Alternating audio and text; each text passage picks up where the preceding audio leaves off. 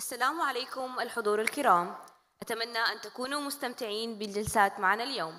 معكم رواء السموئل من سفراء قمة إيرثنا الشباب، ويسعدني تعريفكم بجلستنا القادمة والتي ستكون تحت عنوان إعادة تقييم الاستدامة الحضرية، دروس من العمارة التقليدية، حيث تتوسع المدن بوتيرة غير مسبوقة. ومع تسارع التوسع الحضري يتجدد الاهتمام بالتصميم الحضري التقليدي الذي شكل المدن لقرون، ويقدم حلولاً للتحديات المعاصرة مثل التغير المناخي والتلوث وفقدان التنوع البيولوجي. ستضم هذه الجلسة نخبة من الخبراء لاستكشاف كيف يمكن للتصميم الحضري التقليدي، بما في ذلك الأحياء متعددة الاستخدامات والشوارع المخصصة للمشاة والعمارة ذات البعد الإنساني والمواد المحلية والتخطيط المجتمعي، أن تسهم في بناء مدن أكثر استدامة، لا سيما في المناطق الحارة التي تعاني من ندرة المياه. ستسلط هذه الجلسة أيضاً الضوء على ريادة قطر في دمج التراث مع الابتكار لبناء مدن قابلة للعيش. يسرني أن أدعو مديرة هذه الجلسة كريستينا مورين, the Chief Executive of the King's Foundation. Thank you.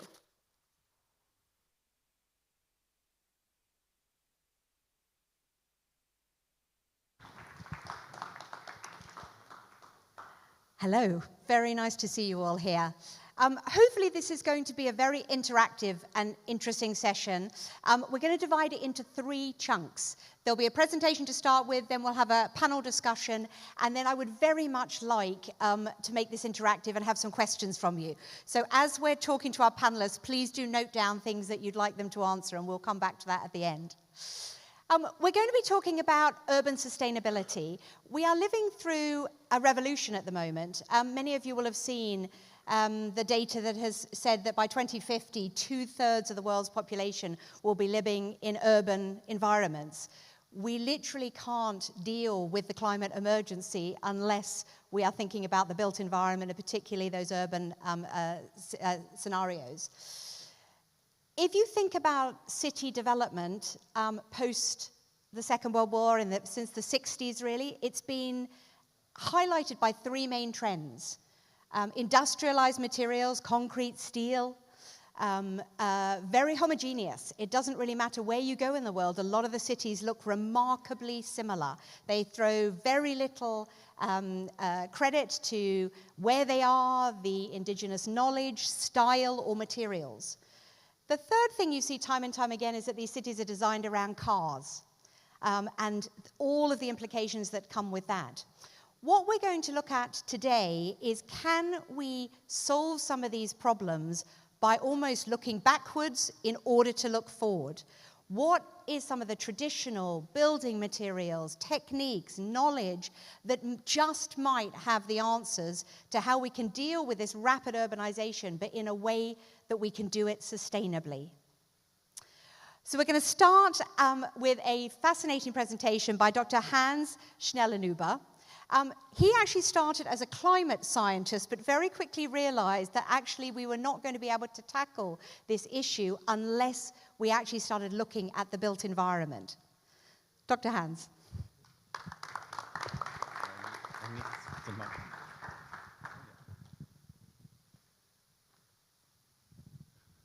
Okay, so thanks a lot for the introduction. Glad to be here. The technology hopefully can now start my presentation, which is a necessary precondition for my lecture. It worked last night when we did the rehearsal. Oh yeah, I can, oh, wonderful. So the magic, oh, it works. Thank you so much. So you see the title is precisely about what Christina just said. I call it Saving the World by Construction. And I was also thinking about a different title, which is actually on the same page, namely Saving the World in Style. So maybe we should call it, as Christina said, Saving the World by Stylish Construction, which combines, of course, technology and the traditional architecture. But what I'm going to tell you is what took me 10 years as a climate scientist to really understand, namely that the key in climate restoration, in climate whatever protection you call it, is the built environment, really. Yeah? And people are not really aware of that, so I'll give you a few facts and figures on that, and hopefully this is giving you a clear picture. So, but I start with my favorite cartoon on climate change, Gary Lawson from 1992, which just tried to read it and understand it. This is a dinosaur conference, of course, on climate change. The good thing is our brain has the size of an apple, maybe, but definitely better than what the dinosaurs had. But on the other hand, we do not have 2 million years to adapt. We have to do it in the next 50 years. It's the problem. So, and this is what we're up against. So this is global warming since we have instrumental records, 1860, and you see the red line, so it's going up. But the most important thing is what happened during the last 2 years. So this is beyond 1.5 degrees already. And you know, this is the Paris Agreement. 2015, I was there as a member of the German delegation. And so there we had 2 agreements. One is do just everything to keep global warming at 1.5 degrees. But we are beyond that already. And the second is international law really to keep global warming below 2 degrees. This is still possible, but only if the built environment is transformed at an amazing pace. So why do we have this 1.5 and 2 degrees?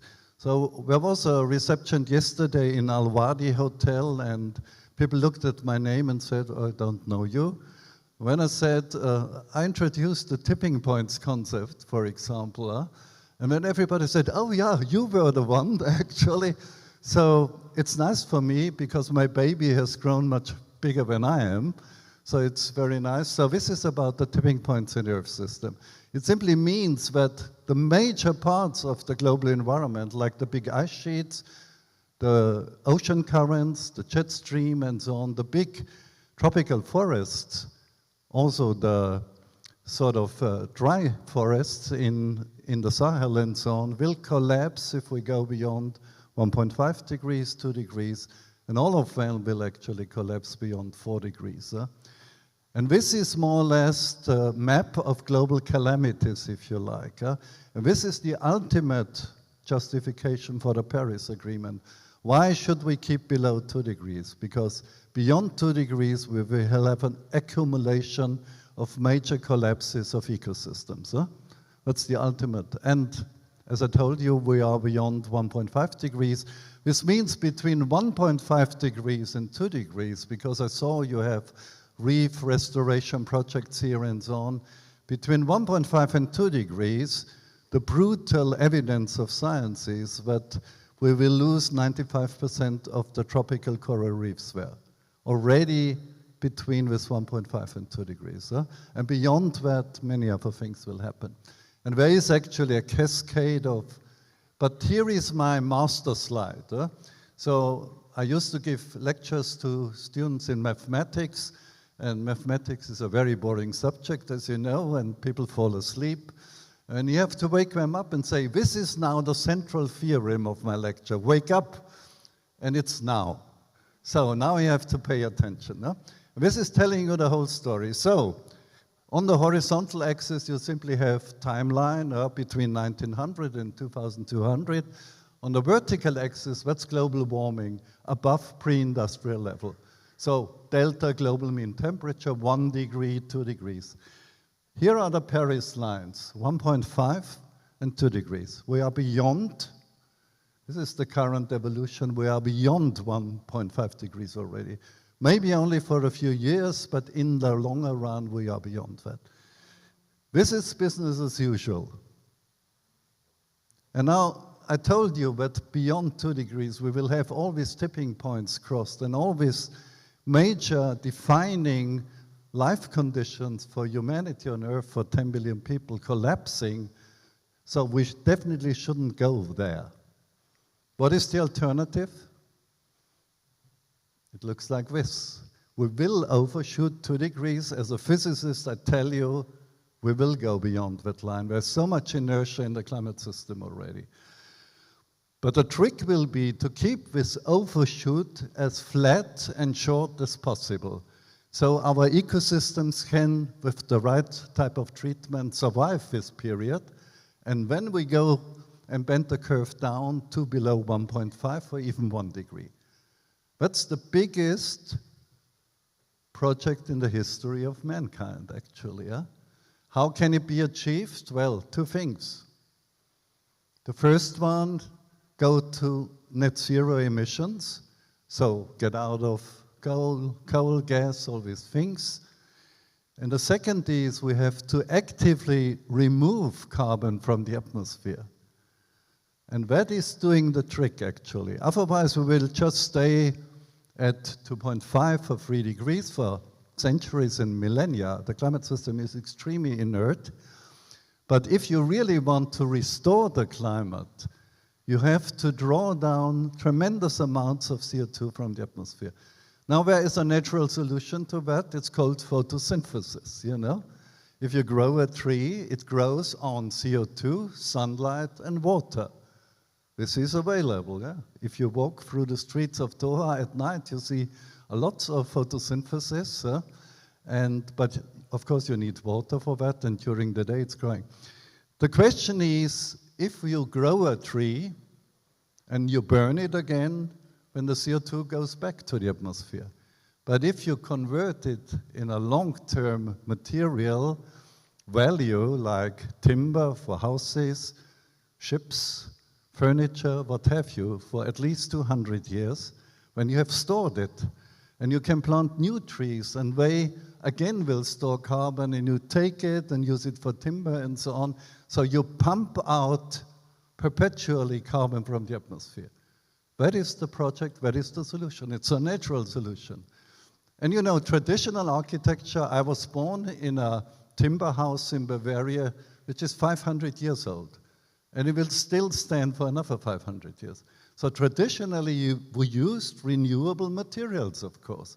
And they were, in a way, keeping the atmosphere, stable, actually. So we have to do it again, but at a much larger scale.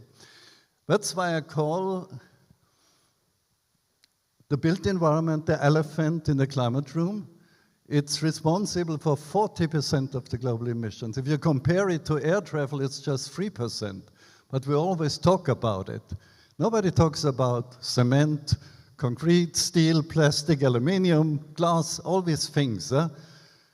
But the wonderful thing is now we can convert the biggest sinner in the climate shop, namely the built environment, into a saint by using renewable materials combined with clay, you know, so climate neutral materials, but climate positive materials. So this is the biggest transformation of all, actually, and it can be achieved. So just to tell you this, because Fahad Al-Attiyah, he referred to that, and also Camille. This is about natural material, natural biomass, living biomass, versus artificial industrial materials, as you called them, Fahad. So you see, 1900, the green line is the living biomass. And it was, before the Industrial Revolution, twice of it. So within 400 years, we have massacred half of the living biomass. But at the same time, we have replaced it, and you see this lasagna of materials right-hand side, where the biggest part is concrete. We have replaced it by artificial materials, of course. And in the year 2020, there was a crossover. It was the first year in history where these artificial materials had a bigger weight than the living biomass. And this is keeps on going. So, what is the reactor of architecture? Now, there is this coffee table book, which probably the weight is probably 6 stones or something, coffee table book, star architectures. And it's give me £1 billion, and I build you an eccentric building in the city of London, whatever it costs. But this is the reality of the built environment on this planet. So these are cities from Africa. So you have Cairo, 20 million. You have Lagos. And you have Bukavu in the eastern part of Congo, which I visited many, many years ago. These are miserable places, actually. Yeah? And in the future, they say that the three biggest cities in the world will be Kinshasa, Lagos, and Dar es Salaam. What type of architecture will be used for housing these additional 2 billion people on this planet? If it's concrete and steel and so on, then it's the end of the story. Yeah? But if we, not only here for refurbishment and so on, but in the cities still to be built, if we would use renewable materials, we could create a fantastic CO2 pump. And as a side effect of sustainable urban development, we could even repair the climate. That's the value proposition. Huh? And I started to talk about this some 10 years ago. I think I have convinced at least now the European Commission. So the plan is reforesting the planet, retimbering the city. That's the plan. I just show you two scientific papers which are seminal in this context. And you have all smartphones, so if you want to learn more about it, you can take a picture now, because it's probably one of my most important papers ever done. So this was published in Nature Sustainability, Buildings as a Global Carbon Sink, where we calculate precisely how much CO2 can be removed from the atmosphere if you do this transformation from concrete, steel, and so on into natural materials, clay, timber, hemp, all these things. And the second is just came out in Science. It shows you building materials could store 16 billion tons of CO2 annually. That's 50% of the global output. So if you use this, you can actually turn the built environment into a climate positive force. So we have the evidence. We have the means, of course. Nobody takes care of it. That's the thing. So let me just, this is just, the question immediately comes, do we have enough trees, for example? Well, 1 billion hectare of degraded land can be reforested. There's a paper in Science. So I started a new initiative called the New European Bauhaus, and I convinced Ursula von der Leyen, the president of the European Commission, to start this initiative. Now you see, this is a conference I organized in Rome at the Vatican. Very sadly, Pope Francis died yesterday. I was his advisor on climate issues, so even on Laudato Si, the famous encyclical. And here we did, with the Pope, he's not in the picture, a conference on reconstructing the future for people and planet. So you see Ursula von der Leyen here. And here, the gentleman on the right, standing next to the German Minister for Construction, is Francis Carré. He's a Pritzker Prize winner. And he just joined us there. And he showed me this picture here, talking about traditional architecture. Even before human beings started, vernacular architecture, termites did their architecture. This is a termite mound. And there is even a scientific analysis. It's the best ventilated structure on Earth, actually. You can calculate it, you can measure it. It's perfect, really, because of the chimney effect and so on. And Francis Carré, he is from Burkina Faso, coming from a small village in the Sahel. He built the Burkina Faso Institute of Technology as a collection of termite mounds. But of course, with natural cooling, by the way, and he told me he built it so the chimney effects and so on allow you to operate it without air conditioning. When he came back to visit, we have installed air conditioning. He was furious about it and asked them to throw it out again. It works without air conditioning, believe it or not. So this is traditional architecture at its best, invented by termites. This would be what I call high-tech meets no-tech. It's an Austrian company building the Atlassian Tower in Sydney. And it's built from timber, but used with artificial intelligence. So it's prefabricated with machine learning and so on. So you see outside it's a beautiful timber facade, and inside it looks like an ecosystem. This is how we can combine the best of traditional architecture with high-tech, which we should, of course, use for sustainable development. And so I conclude with this little metaphor. High-tech meets no-tech, so to speak, the dawn of the cyberganic age. You see nature and evolutionary solutions come together with the most advanced technologies we have available now. I'm a physicist by training. I worked on quantum mechanics. The quantum computer is just around the corner. We use machine learning and so on. So we can imitate and learn from nature with these most advanced cognitive tools to put the best things on the planet together. This is my value proposition, and thanks for listening to me.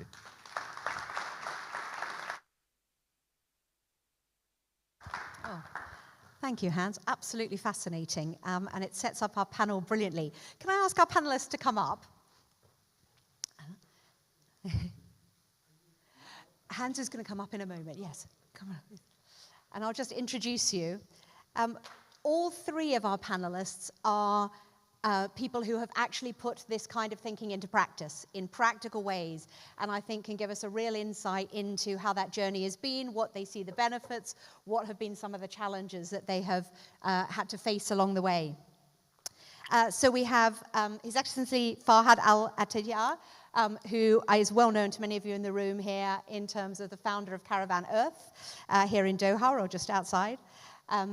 We have Yunus Wazari, who was the founder of the Ecodome in Morocco and one of the finalists for the Earthna Prize. And finally Thomas Garnier, who helped founded the Nubian Vault Association, I will get my words right, and also a finalist here for this year's Earthna Prize. So welcome. Can I start by asking each of us, and we'll just come down the panel if that's all right.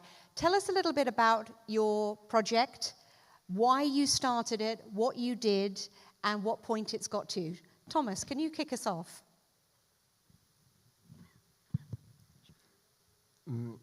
I fall in. I don't decide to do it.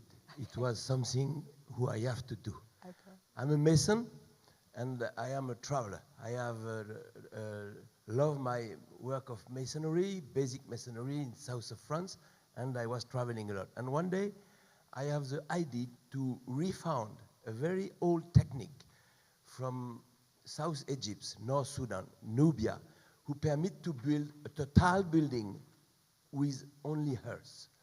And what was strange for me, it was the roofing. It was a vault, and this vault is built without anything who support the vault at the moment you build it. And for me, this I was not understanding. So I've been to Burkina Faso, met there a farmer, a young farmer, and together we try like a happening technique to refound these ancient techniques. And we do it. And very quickly come to my mind, then it was not a happening technique. It was the first part of spreading alternative architectural approach, an alternative to the classic, to the traditional way of build, who need lots of wood and straw, and it's no more wood, and the people don't even wait for this architecture for different cultural or technical reason, and more an alternative to the massive business of co-regulate roofing and a concrete wall. So quickly it passed from my mind to just a small game to really a program of deployment. And we use the market as the judge of our proposition. If we are not able to make a market and to make it grow, our proposition is not good. And we use the market as the Troy horse of a large spread, a large dissemination.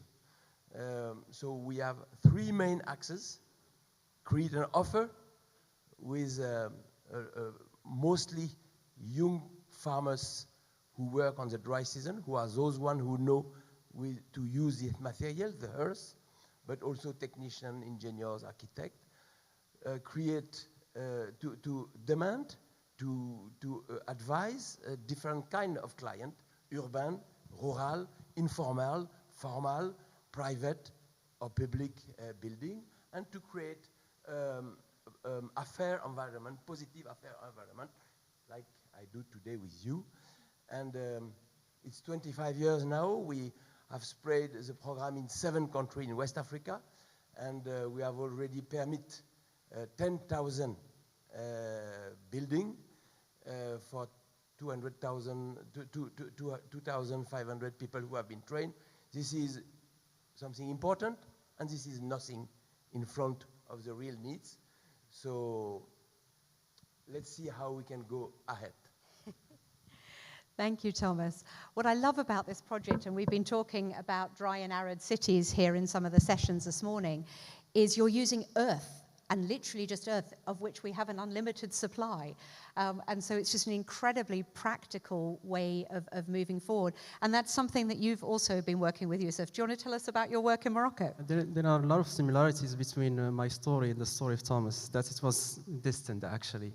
And it started in 2014 when I was still an engineering student. I have a structural engineering background at a school in Casablanca called l'École Hassaniya des Travaux Publics.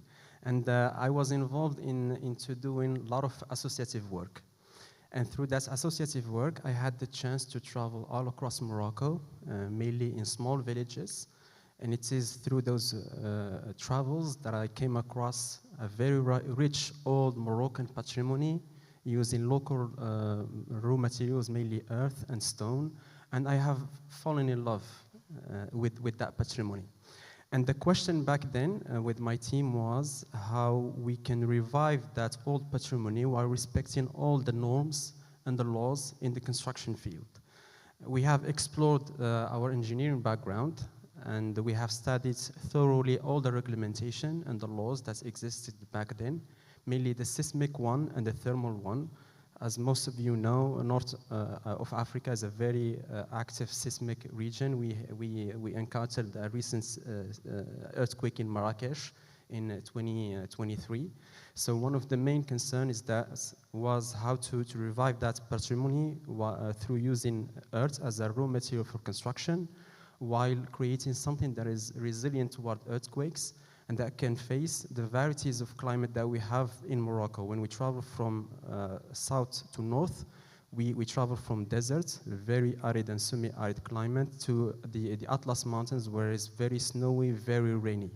So we had this challenge in order to adjust our technologies, our methodologies, and our formulates to come up with a product that can fit through all these varieties.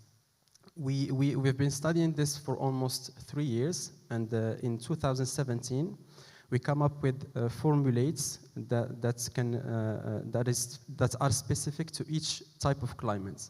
For mountains, we have a formulate for the exterior earthen coat, and also for the structural parts using local earth. For south in the desert, we have the same thing. And we have developed an expertise that can enable us to build through all those climates. Since then, we've built more than 50 projects all across Morocco, from residential to touristic projects. Also, we did some projects in the education sector.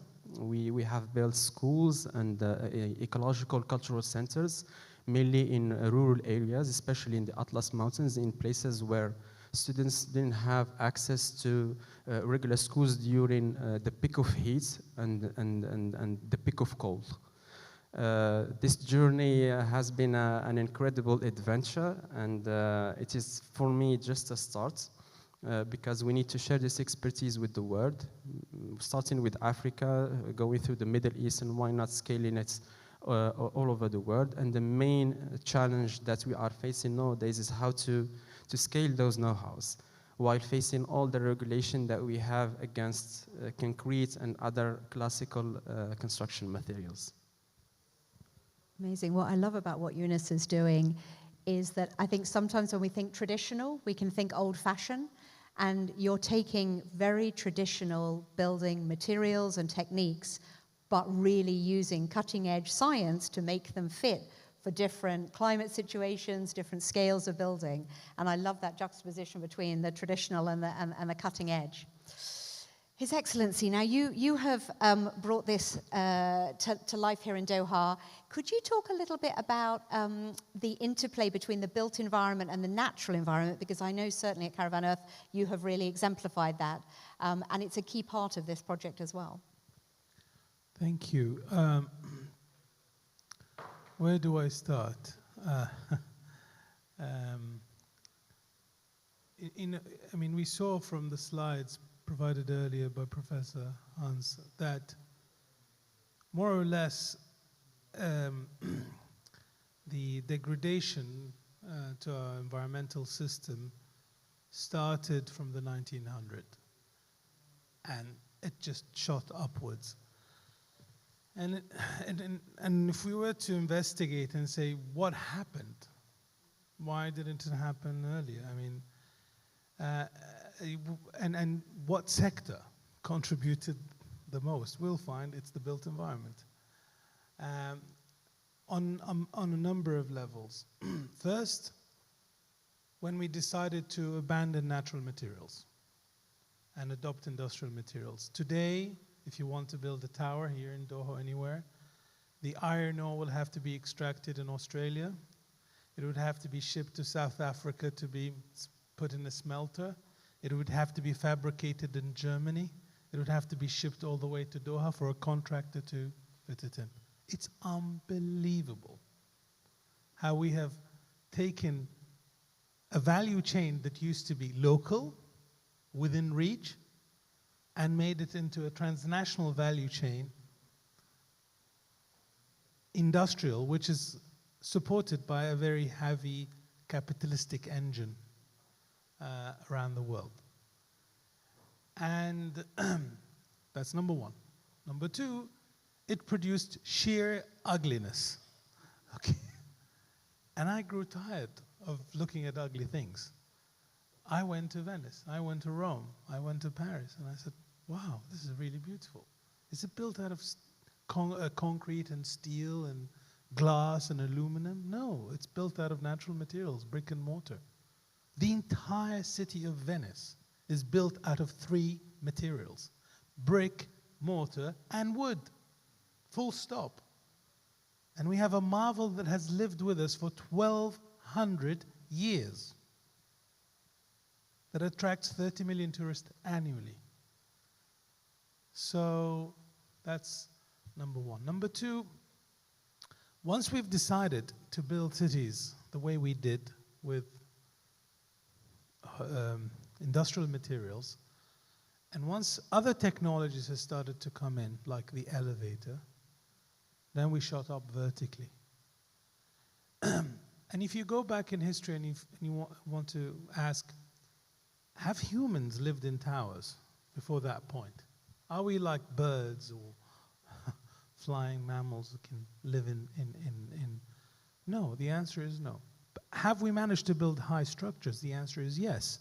We've managed to build church spires, minarets of mosques, but no human being had the physical capacity to live 100 meters above Earth, right?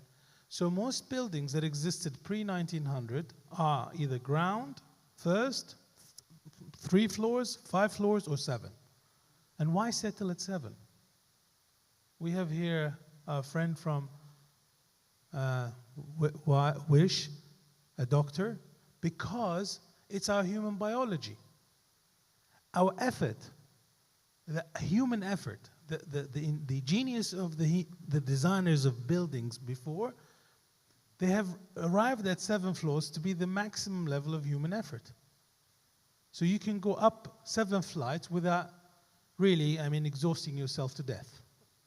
And today, one wonders if they're on the 70th floor and the alarm goes off, how are you going to even go down, not even go up to save people? It's a mad situation. So we have taken people out of their proportionate biological situation and have put them in places where they should not be there in the first place. So that's vertical disproportionality. Then comes the car, the third element, that creates horizontal disproportionality. And then the entire infrastructure associated with it, asphalt, roads, concrete, lampposts, name it. And what we lose there? The social connection. So we end up having people who are deprived from engaging from one another. We start having behavioral changes. We start looking at other individuals and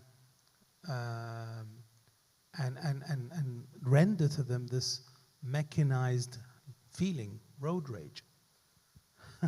Whereas in Oxford Street, where 3 million people pass every weekend, and many shoulders come across other shoulders, and you would turn around and say, excuse me, sorry, and you would just make your way. Come and have somebody drive in front of you here. It has a material effect on psychology, because you no longer see that person as a human being, you see them as a machine. So it has altered our environment, it has altered our economy, it has altered our social structure, it has altered our cultural ability to be creative, because we need to be in public spaces and engage with one another in order for us to start to be creative. And it has become a net burden. You're putting good money after bad if you have a modern city, right? And so for me, the total sum of these different variables, and I grew up in on the edge of town where there are farms, and in an area called the Rayyan. And it was a very an area had so many farms, and I was like enjoying that childhood until somebody said, "Oh, things are going to get better." I said, "How?" "Oh, we're going to cut a highway across that very nice natural landscape that you used to play at." I said, "Really?" I didn't perceive that to be progressive at all. And then once I started to travel with my parents and to London, to other cities around the world, and in the moment I've landed, I felt myself not freer politically, as most people would think, freedom of speech. No, but freer in the sense that I did not feel dependent on a mechanical system to go about life. So the mechanical and artificial systems that modern cities has created have made us slaves, right? And so in order to mitigate the impact of climate change and bring it to below 1.501, we have to radically go back to pre-1900 way of being in the built environment, urban-wise and architecturally, by using traditional natural materials, by having the mason be the main driver of realizing those buildings, not some contractor with all these different cranes and whatnot. Masonry-driven architecture, naturally locally sourced materials, and of course, the philosophy of the prevailing land, whatever that philosophy is. Spiritual philosophy, I mean, that drives design principles at the first place. The direction of the mosque, the courtyards in Morocco. I mean, a Riyadh in Morocco, if we stop for a second, and I'll stop talking after. Why is it called a Riyadh? Because it's extrapolated from how God have described the highest point in heaven, which is called Rawda. So the early Moroccans and the early Muslims of Morocco have interpreted these sacred concepts of what represents the pinnacle of beauty, which is in heaven, and extrapolated in the built environment. And so the design principles, therefore, are derived by those philosophical ideals. that created the beautiful environments. I mean, when you approach Venice, let's not talk about Venice. What do you see in the silhouette of Venice from one end to the other? Church spires. You don't see towers with, you know, adverts on the top. It's not promoting consumerism, it's promoting lifting your spirit. So Caravan Earth Foundation decided to tackle this issue at a systematic level.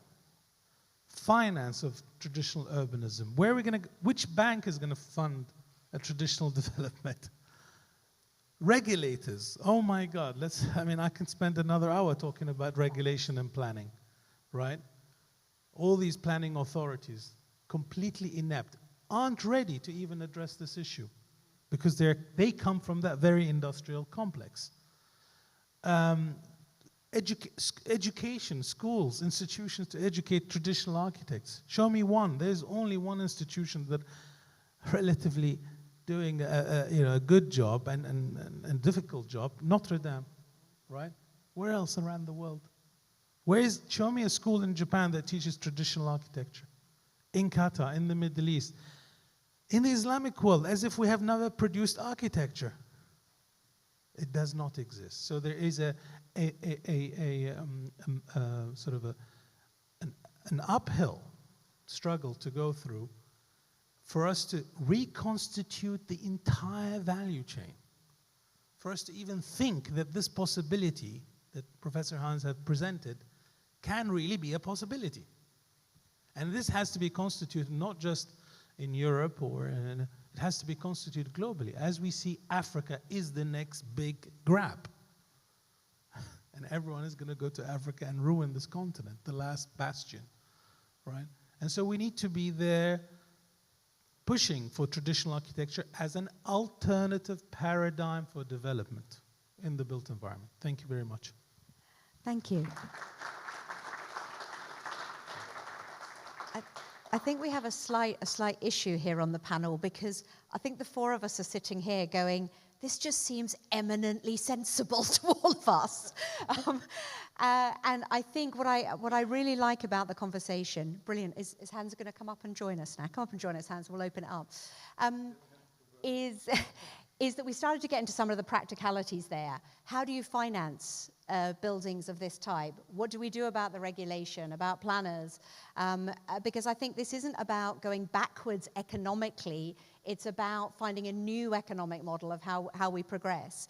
I have a million questions I would love to ask the panel, but I would really like to take just a few minutes to open up to the audience here to give you a chance to ask our fantastic panelists here some questions. So hands up if anyone has got a question they'd like to ask. Fantastic. This gentleman over here. Thank you very much.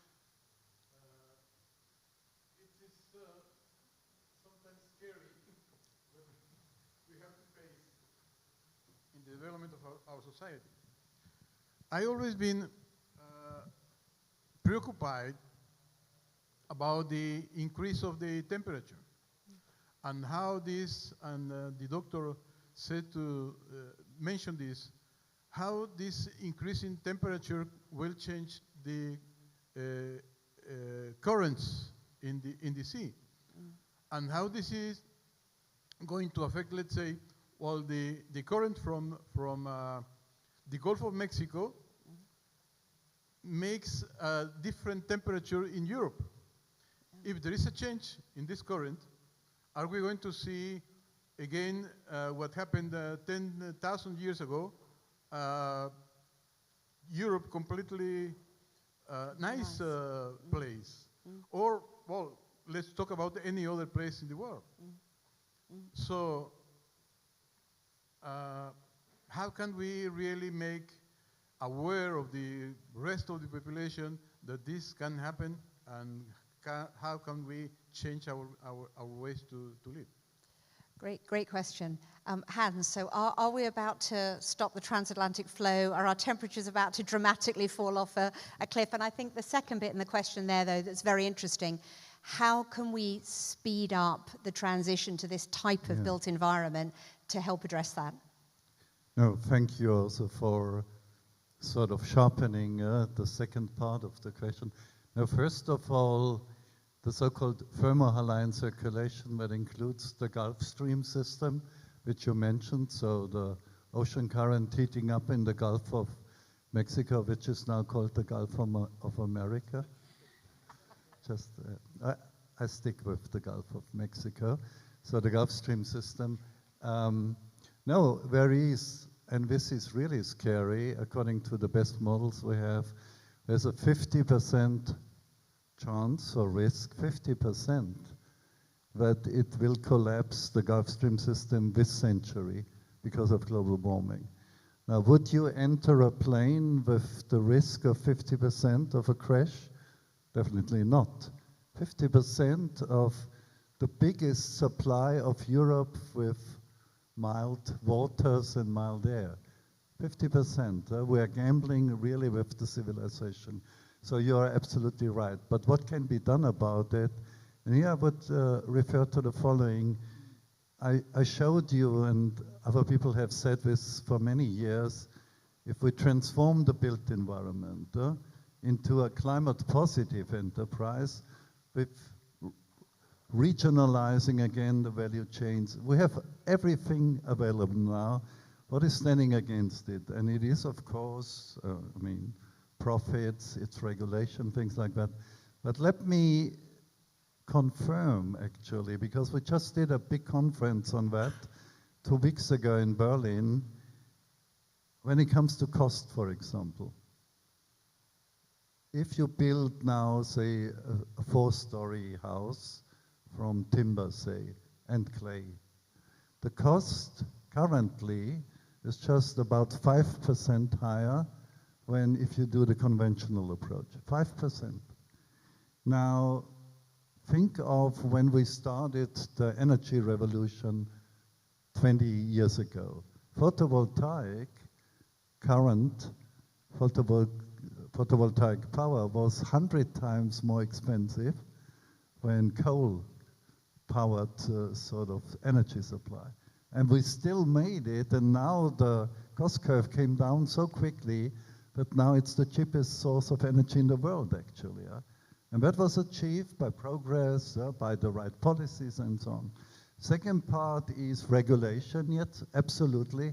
If you want to build a traditional house, not in Burkina Faso or so on, but say in London, in Berlin, in Washington, wherever, you have to apply for it, and the regulators will tell you, this is too complicated.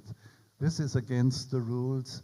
And maybe I should share with you in Germany, because people still say, oh, the fire risk is too big for timber houses. And do you know why the regulation is against this? Because in Germany in 1943, the regulation was made that cities have to be bomber fleet proof, because the British and the Americans and all bombarded the German cities for a good reason in a way, although it sounds cynical, but Dresden and all these cities were destroyed. And the fire regulation in Germany is still going back to 1943 to wartime.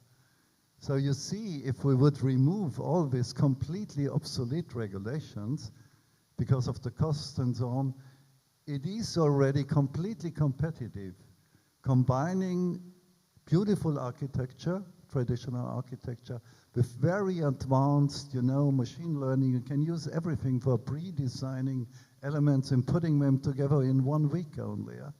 So that's what I call high-tech meets no-tech, so to speak. So, but if we still keep the old regulations, then it will only foster the incumbent system, of course.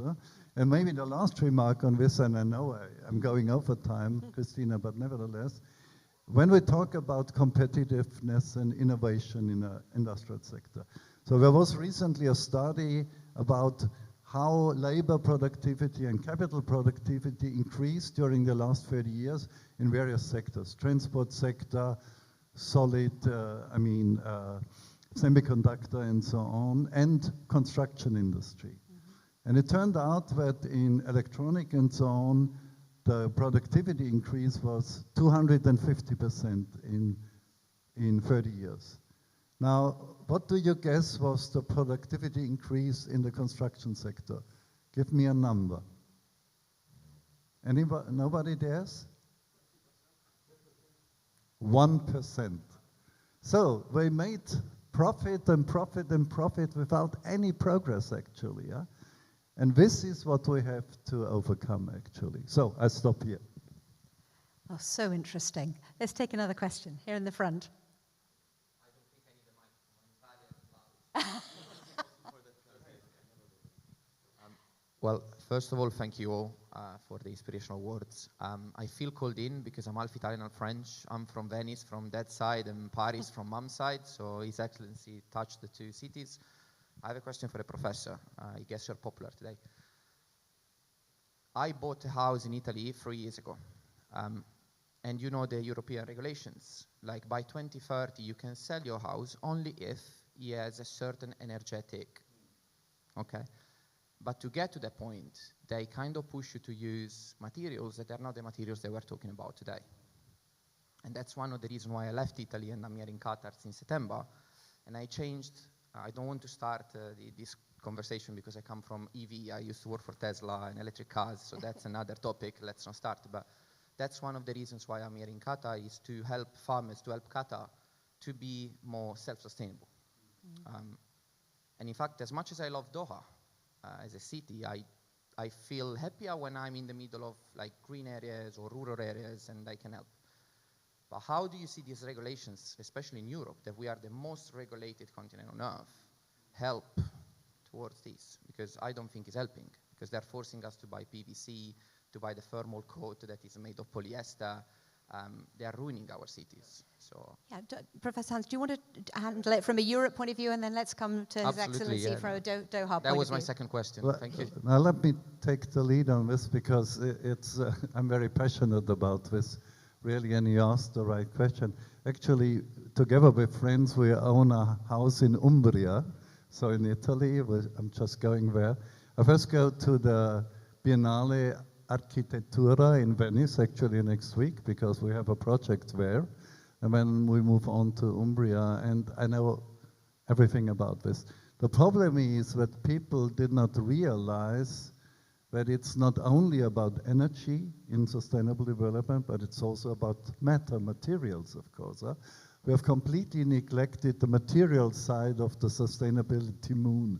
You could call it even the dark side of the sustainability moon. And when it comes, so it was all about energy efficiency and isolating facades and things, using the worst materials in the world like plastic and so on. This has been a complete red herring in my view. The thing is, and I ask the question the same, I have now slowly convinced in a way the German government to give, say, regenerative architecture with a focus on material and life cycle analysis. So the entire CO2 during the life cycle emitted, so to speak, to give a chance. So for the first time we have, probably with the new government, I saw the declaration, a level playing field for traditional architecture and modern architecture. But it's a long-term struggle, so it took us 20 years. But what means it's a long journey, so we have to start now. Yes, I mean, I think we are seeing progress in the UK. There was an announcement a couple of months ago that the government was going to try, with its new house building targets, to focus on place-based development, local materials. So we're seeing progress. I am conscious I'm keeping you over our allocated time, so I'm going to come to His Excellency. Do you want to just bring it home back to Qatar for us here in terms of that same question? How do we speed up this type of development, and what do we need to do in terms of regulation to allow that to happen? There are two ways of going about it. One, which I don't agree, is to fix the aesthetics. Is to say, it's to be dogmatic. I mean, that is how we want things to look like. And I'm not part of that school. Which means that you could build using concrete if the end result is, Qatari architecture. That's, for me, is a no-go zone. The way to go about it is to restrict the use of materials as simple as possible. And by saying to developers, contractors, clients, I mean, here's a set of materials that you have to choose from. And you could build a sophisticated edifice as Alhambra with it, or you could build a very simple, humble house using the exact same materials, right? So it's also more like going haute couture with, you know, if I give you several textiles, what's the difference from making it simple or making it haute couture? It's the level of craftsmanship that goes into it, but they all come from natural materials. So if we constitute a rule that in Doha, for instance, if the chance ever comes that I'm in charge of urban planning, God forbid, I will just say, listen, no more. I mean, I have to find a way of compensating the concrete and steel industry that existed. I have to find a way of saying to the existing material suppliers, here's your exit. And that's going to take 10 years or 15 years, and I'm going to dephase you from the whole thing. But then I'm creating another industry. I'm creating another industry of stonemasons, of bricklayers, of wood carvers. I'm turning an industrial economy into a craft-based economy, from a centralized one into a decentralized one, which will produce the most magnificent city called Doha, again, hopefully, after this expires, which it will expire after 60 or 70 years, by the way, so we have to rebuild it again. But let's be conscious from now of how we will be rebuilding it in a manner that will make it outlast us as individuals. Do you know what? There are lots of hands up for other questions. I think I'm going to have to let you go and have some lunch, though. Otherwise, I'll get into terrible trouble for keeping you too long. But do please come up and ask us any questions. Hopefully, you found that interesting and informative. Go on, one last question. Thank you very much. Thank you very much. I'm supporting my friend here, His Excellency Fahad Al-Atiyah. And one of the solutions which I am working at now, the idea, is to green our careers. For example, if you talk about engineering, you'll go and say, okay, I want to have a nice house. He will do a house for you, but it's not healthy.